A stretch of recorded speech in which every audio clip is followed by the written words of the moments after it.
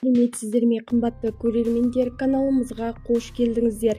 Әлемдегі және Қазақстандағы жаңалықтарды алғашқылар қатарынан біле отырғыңыз келсе, арнадағы подписация және бір ғана лайк түймелерін баса отыруды ұмытпаңыздар. Ал ендеше бастадым. Қазақстан мен ақш арасында тікелей рейстер ашылады.